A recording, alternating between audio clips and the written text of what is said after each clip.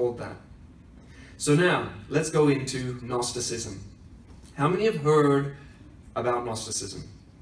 How many know what Gnosticism is? Okay, that's about 50%. All right. How about the Nicolaitans? How many have heard of the Nicolaitans? Oh, that's not even as many as Gnosticism. So, the Nicolaitans are actually mentioned in Scripture. If you want to have a look, Revelation chapter 2, verses 6 and 15. The Nicolaitans do not get a good report sheet from Yeshua. So, there are a few things that Yeshua says he hates, and he says he hates the teachings of the Nicolaitans. Oh, really? Actually, no, he says he hates the Nicolaitans. it's pretty explicit. So, there's reasons why. Now,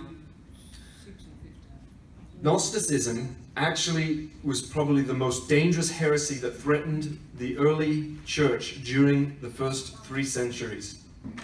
The main leaders in the body of Messiah, the legitimate leaders of the 2nd century, vehemently opposed this teaching, or these teachings, because in essence, Gnosticism rewrites the biblical account of creation. It denies the incarnation of Yeshua as being fully God and fully man. And thirdly, it rejects physical resurrection of both Yeshua and of us when Yeshua returns.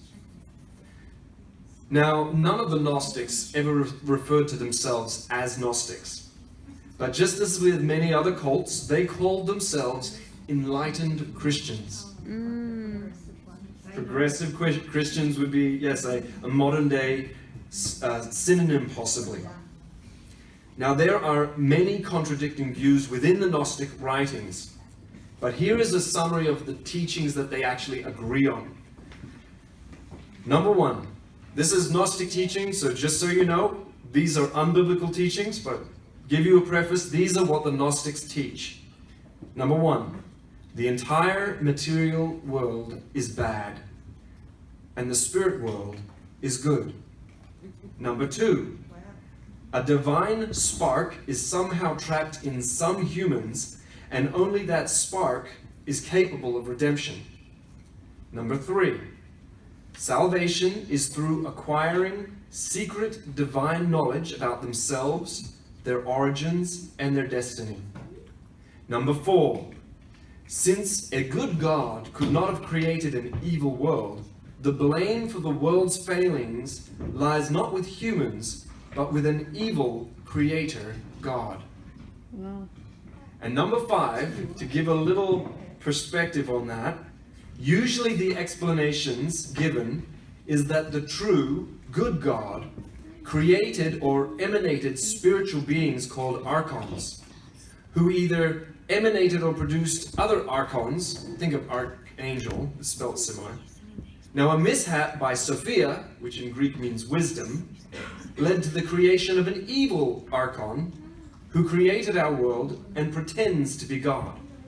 This evil God hides the truth from humans, but sparks of Sophia in some humans fill them with an urge to return to the divine realm where they belong.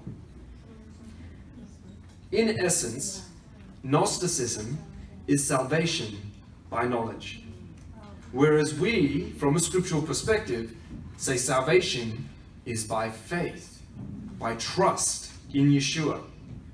Whereas Gnosticism says if you increase in knowledge, eventually you will be able to ascend to the heavenly realm. If you want to see a perfect example of this, by the way, have a look at the series called Stargate Atlantis. Not the earlier episodes, they actually address a lot of the false deities in those episodes. But in the later episodes, say the 8th or 9th or 10th series, it was a long series.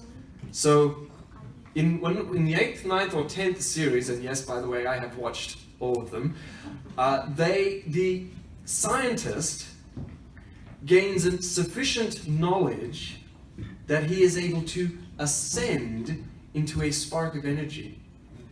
It's pure, unadulterated Gnosticism. Okay? That's where those concepts came from. It's been around for a long time. It actually predates Yeshua. There are evidences that these teachings were taught in some of the ancient Jewish non-biblical works. There are also some references in Babylonian literature.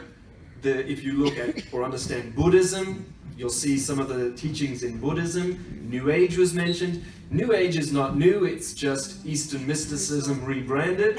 So yes, Zen Buddhism and a variety of other things. But if you don't fully understand it, that's okay. These Gnostic teachings are some of the most twisted and perverse, such that Irenaeus, how many have heard of Irenaeus? All right, so Irenaeus was the disciple of Polycarp. How many know who Polycarp was?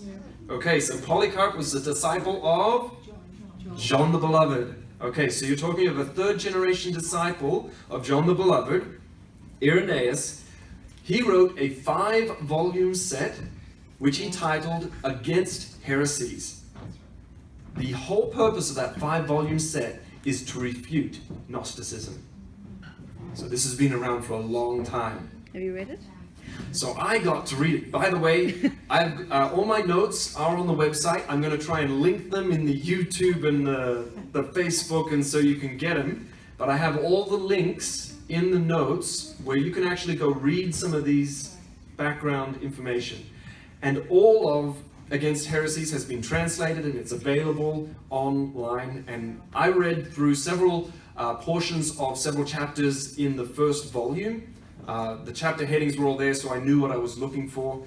But it is very interesting how relevant something that is almost, 1,500 years old, or 1,700 years old. It's amazing how relevant it is. So that's all actually we knew about Gnosticism was from Irenaeus' writings until about 1945 in Egypt. They excavated what is called the Nag Hammadi Library, which included a lot of the actual Gnostic writings. And it just simply confirmed how bad Gnosticism really was. But there are many other authors who actually speak against Gnosticism, including Justin Martyr, Tertullian, and Hippolytus. So these are what are commonly called church fathers. They are the early disciples within the 1st, 2nd, and 3rd centuries after Messiah. Now, why is this important? Why is any of this relevant to today? And how does it apply to the text that we just read? Well, the premise that all matter, everything material is evil, and only the Spirit is good, changes the behavior of those who hold this belief and puts them in one of two camps. Either they move towards asceticism. Asceticism is a complete self-denial, especially in sexual and dietary practices.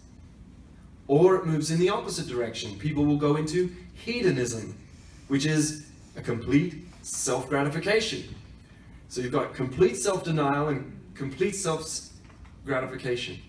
How can you have two completely opposite views from one teaching?